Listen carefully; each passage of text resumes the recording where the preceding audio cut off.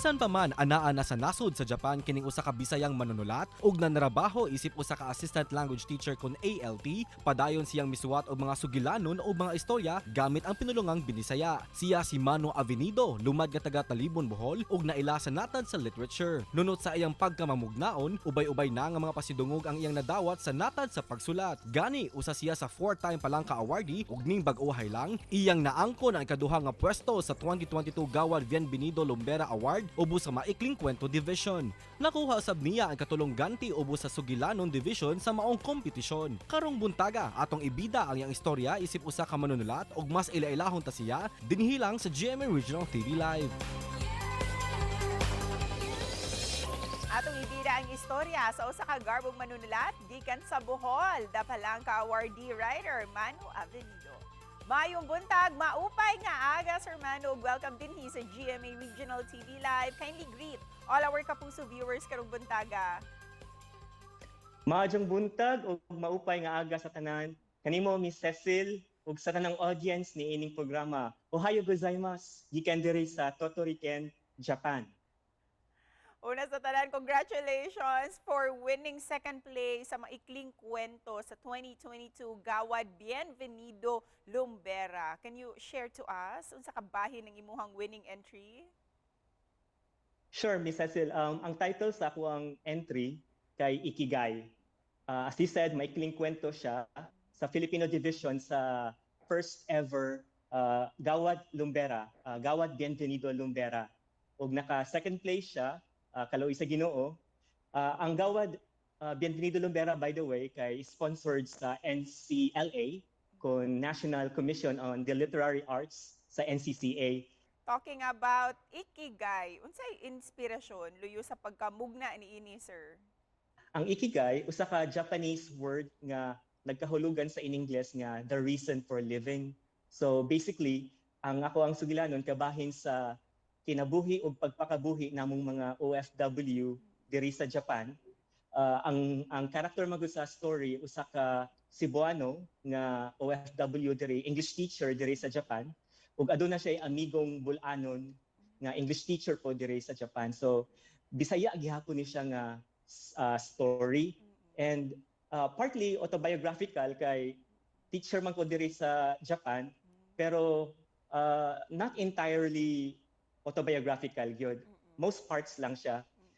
When I write stories, ang ako ang inspiration, I draw from my own personal experiences. The idea actually came sometime in late 2018. Kunya karon na nako siya nasuwat o gisubmit sa Lumbera o sa Palangka. And aside from this recognition, you also won third place sa Sugilanon. Unsa usab ang entry nimo ato, Sir Mano? Ang third place nako sa Sugilanon nga division, ang uluhan or ang title kay Alien. Murag binisaya sa Alien.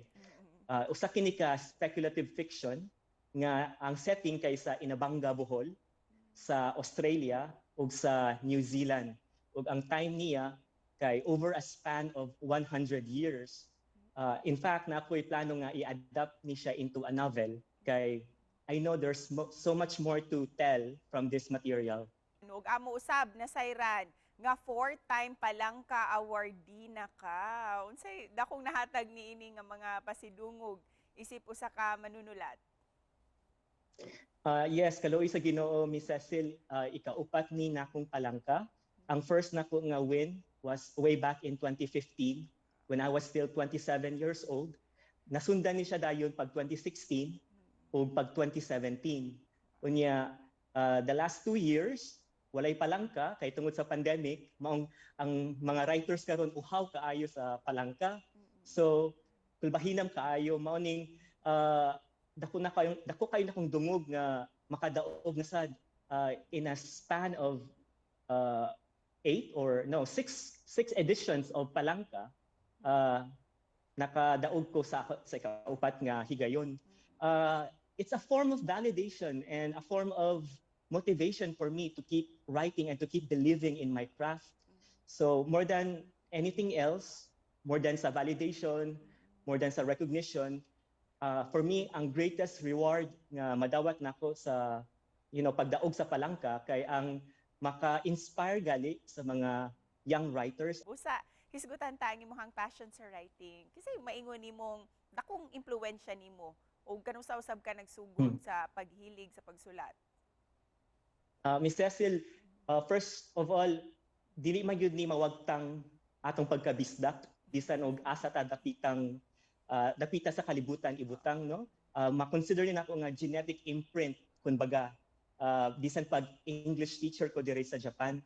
Produkto ko sa mga regional o national writing workshops sama sa Faigao, sa Iligan workshops, sa IAS, sa Lamirao.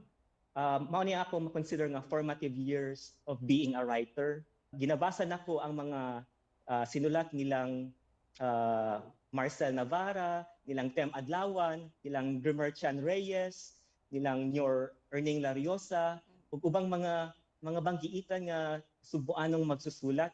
Busa sir, say tambag nimo sa ato ang mga kapuso ilabi na sa mga aspiring writers din ha. Sa mga kapuso nato dira nga aspiring writers, believe in the power of your dreams. Walay shortcut sa success. Ingon sila nga ang pagsulat daw, we need 1% inspiration and 99% perspiration. Isipan na po sa mensahe nimo para sa ato ang mga kapuso ilabi na mga bul-anon nga nagtan-aw karon.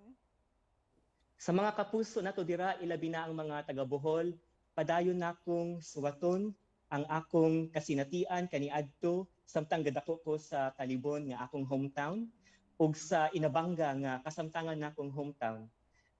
Usa ka dakong garbo alang kanako nga i-share sa uban pinaagi sa akong mga sugilanon ang ato ang history, ang ato ang kultura, ang ato ang tinulungan, ang atong way of life as Boholano people. Bisag asa man ko ibutang sa kalibutan. Daghan kayong salamat sa mga nipadayag sa ilang suporta o sa pahalipay. Padadyon ta mga Bisaya. Og salamat Sir Manu sa makapadasig nimo nga mensahe. And once again, congratulations. Thank you, Miss Cecil. Arigato. Thank you.